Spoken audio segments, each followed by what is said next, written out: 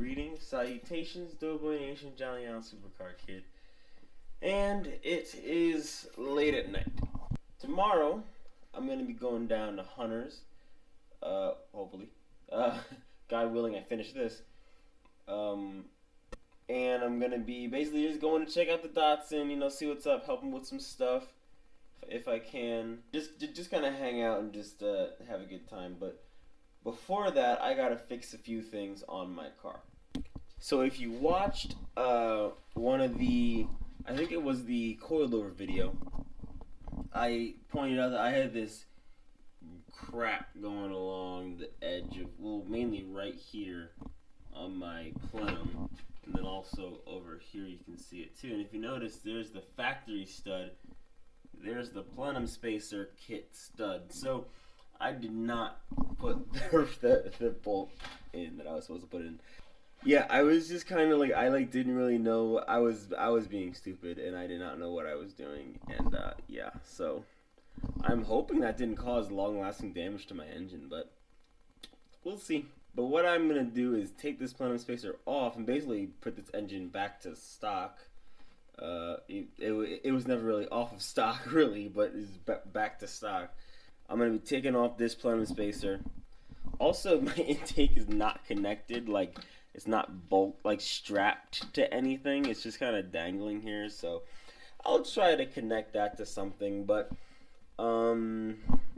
yeah. I'll see what I can do with that. I don't really know what I have.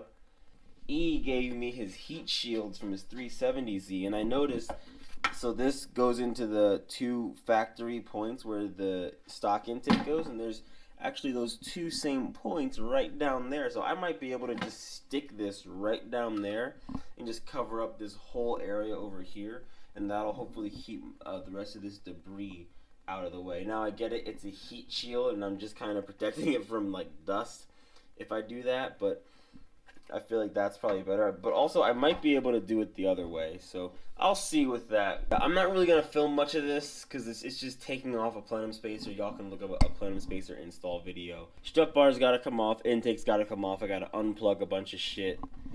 And then we're solid. I'm also going to take off the lower plenum here and put in this Motordyne, like, isothermal. It says Motordyne Aramid gasket.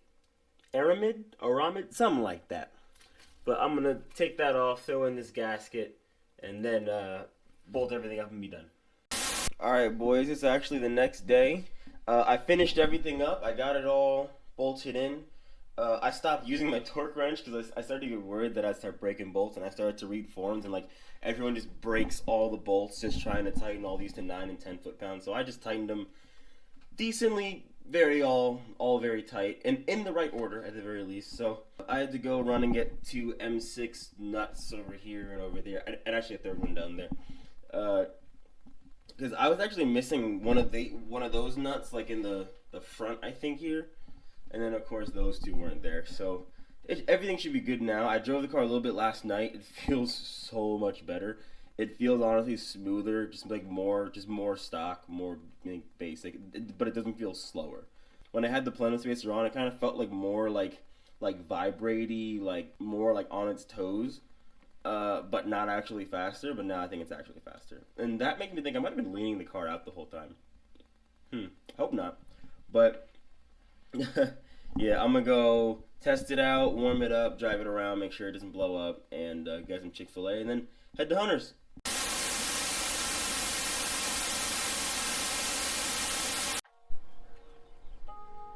Alright, made it. Car it feels so different. It honestly just feels, I mean, it's very obviously more stock, but it's like just more evened out, just smoother. Like it felt so much smoother. Like honestly, it felt better. The harsh she blows. The baby, oh man. Something in the mail. Oh snap. Oh dude. Look at the size of that splitter. Jesus, bro. Look at the size. Oh, I got the splitter. I got the splitter that goes all the way to the front crossfender. Oh, sick. Oh, dang. Gosh. God damn. Here's a... That's great. That is That is wonderful. quite the angle of attack. Woo. Hunter, I am spotting a potential issue. Yeah, it's hitting the tires. I was to say, it doesn't look like this thing was meant to have such wide tires. Yeah, It's just we need to trim that end off. yeah, pretty much. Headlights in there, dude. Oh man, it looks so. Oh man. That's not the spoiler, so don't touch anything. Just don't touch anything. I'm gonna go get the calipers, and we're gonna measure my old coils. Well, in comparison to the CX Racing coils over there that didn't fit when we tried them in the cup. So we're gonna figure out if we need to buy more coilovers. Dad in there. I knew it wasn't. This isn't gonna fit perfect because this is meant for a coupe. Oh, dude, the hinges will have a gap, right? And then it has like a splitter rod type thing. Yep. Oh yeah. It's hard to like mock it, but Oh, this is ooh, see 2.15. what I mean? Those aren't okay. gonna work either. Shit. All right. So, in summary, the coilovers do not work. So, the only options that really leaves us is to cut and re-weld the bung. I have some ideas. What's up? We can talk about them off camera Okay. because we have to go take Dante to go pick his car back up. Ooh man.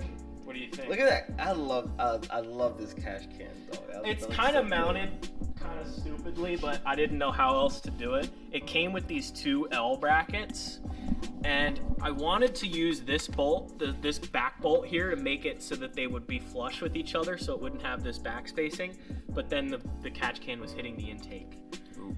and I had literally nowhere else to put this in the engine bay. Surprisingly, I'm running out of room in here for stuff because I've added so much stuff. But the wiring harness is completely done. A couple things that aren't done is like obviously the TPS needs wired, like the throttle position sensor needs wired, but that'll go right here. So like I already have like the wiring harness and everything ran. I have to do this yet. This is the engine ground. I don't know where a suitable location for this is. I figured that you could help me figure out a suitable location. We could do some research together and maybe do that. At some point, I have to remove the AC compressor because our manifold there's been some changes to that. So instead of running underneath the engine back behind the bell housing and then coming back up this way, we're gonna go in front. It's gonna go under the short side of the oil pan. So actually, if it was going around the bell housing like it was supposed to, it would have sat almost 2 inches below the front cross member. So that would have been the lowest point of the car. And we would have scraped it. Ooh. Most definitely we would have been scraped. Ooh. Now, with this design, he test fit some stuff. It actually sits 1.5 inches above the cross member now. Gotcha. It's just we have to remove the AC compressor. However, I found out it's on its own belt, so we can actually remove that belt and the pulley that's attached to the engine completely. We'll Cool. actually gain some horsepower there because that's less stuff that the engine's having to drive a belt for. The wideband's already wired. Oh, cool. All I have to do is plug it in. I have the feed line for the turbo actually all plumbed. Fuel pressure regulator, I need to get a vacuum line. I'll just run a vacuum line off of this fitting here. I already have all the wiring for the fuel pump already ran back there. I already have the fuel line ran back there. All we need to do is just install the fuel pump. That's it. Cool. So those couple things, and it's ready to fire. So I just got upgraded OEM ones. These are ZX Turbo upgraded. These are good for up to like 20 pounds boost. Nice. We're only going to be running 8, so we're not going to even get close to maxing out these injectors. So you also got along with the distributor, you also got a ZX Turbo oil pump, right? Yeah, I don't know if we're going to install that. I don't know how to do that. I think to install the oil pump, it's recommended you take the engine out. So I might not do that right away. I think what I'm going to do is I'm going to start it with the stock oil pump. If it's running low oil pressure, then I'll bite the bullet and do the oil pump. I really don't want to do the oil pump because the car's always honestly had great oil pressure. Mm-hmm. It's always ran, 40s, 50s, and then when you're revving it out, even up to 70 PSI. So it's always had good oil pressure. However, I've added a lot to the oiling system with the turbo and especially with the oil cooler. So Yeah. I don't know how that's going to affect the oil pressure. I'm assuming we're going to have to put more oil in it. Definitely. We'll see how it affects the pressure. Oh, the other thing I need to figure out is how to block off the coolant Okay. for the turbo. I pretty much just need a bolt. It's just finding bolts. Don't know where the spring is, though. I have to find the spring. Okay. And then the CX Racing coilover is just kind of stuck in here. Gotcha. So I need to take that out. So what we're doing is we're going to stick the old one back in there, and just let it be that for the sake of having the car on the ground, and we'll figure it out later. I have a solution. Oh yeah. All right. So now we got to reassemble this old coilover. So here's the old spring. We just gotta take the rings down, put everything back in, put the bump stop, all that back in. That bump stop, I'm surprised is not like exploded, but put all that back in and we're good. All right. We're gonna see if we can get these Johns loose.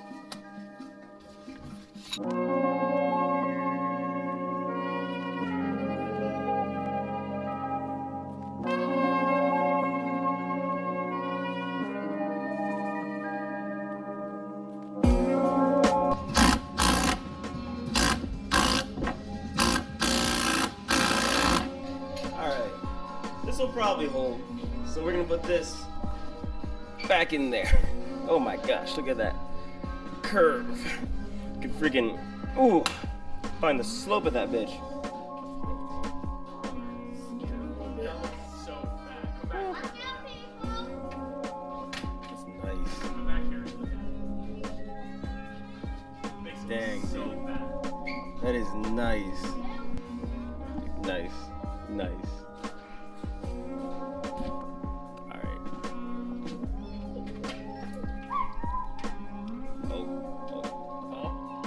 Alright. Back. Go back.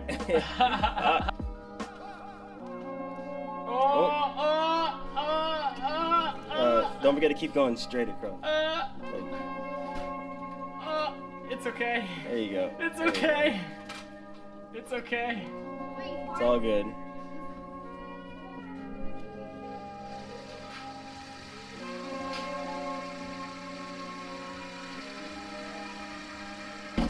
So that coilover is all back in there and all janky in its lovely janky state. And this is on here looking pretty nice. We got these in. We're gonna try to get these in. Needs a rig nut gun or something. It's just to hold it in place for now. Yeah. So we're just threading these in, like into the trunk just for now. I mean, they're like decently like tight, but like not like, Yeah, they're really. pretty loose. But it'll yeah. stay on. Yeah, so eventually he'll finish that up. But yeah, it's looking sick. Looks like it should be able to drop back onto the ground now soon. I just gotta reattach the axle and we're Gucci.